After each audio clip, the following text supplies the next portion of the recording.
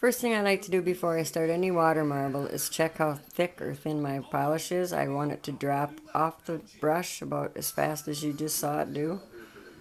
And if it's not dropping that fast, I am not afraid to put 5 or 6 drops of polish thinner in it because it spreads much better if it's not super thick. And from here, I'm just going to use 2 colors. I'm using distilled water in a 5-ounce wax coated Dixie cup.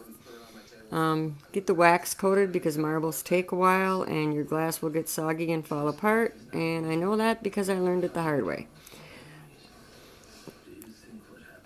My water is slightly cooler than my finger, and now I'll just start dropping polish in. As you can see, I'm not far away from the water. If you drop it from too far up, it could drop all the way to the bottom of your glass in a ball. If your polish isn't spreading at all, it's probably too thick, or it could be just a polish that is not going to be working well for marbles. Glitters don't work, from my experience, at all. I've tried several different ones and had no luck. How many rings I do, I don't know. It just depends on what pattern I plan on trying. Usually anywhere from 5 to 7 rings of each color. These are spreading really well. Okay.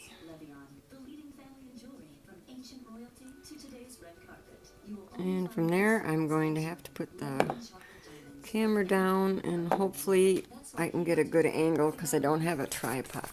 Let's see. Okay. First thing I'm going to do now is I'm going to take my orange wood stick and I'm going to anchor the 4 sides so that my polish doesn't get pulled away.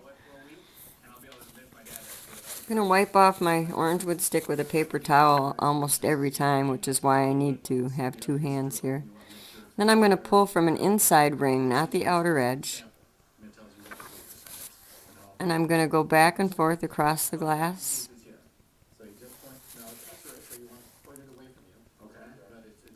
Again, moving pretty quickly because you don't want the polish to dry out. I'm just going to make that classic loop design right now.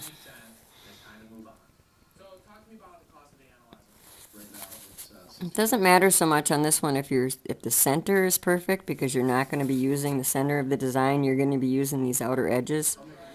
And you're just going to keep going until you get a group of loops that you like. So for this one, I would use this section right here because it's perfect. And when I dip my finger in, I'll decide which way I want the loops to go. I usually do my thumb. I'll have the loops go this way, and then on the rest of my fingers, I make them go that way. So I would have to turn my glass to be able to put my finger in right above the design that I want on my finger. And I would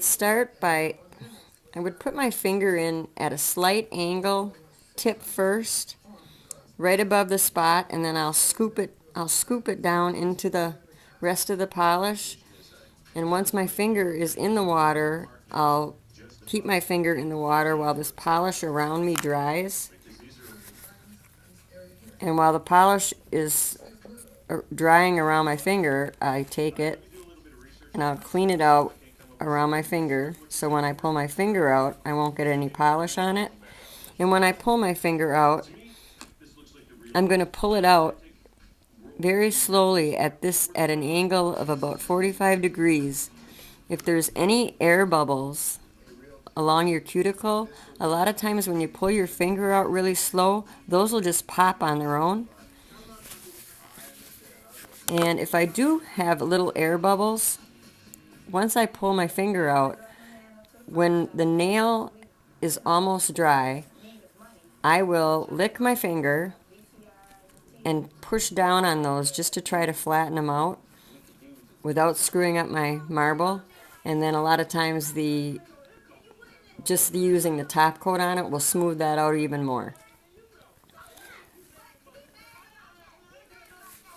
And let's see what else. I can't really think of anything else. And it's just a matter of cleanup, top coat, and you're done.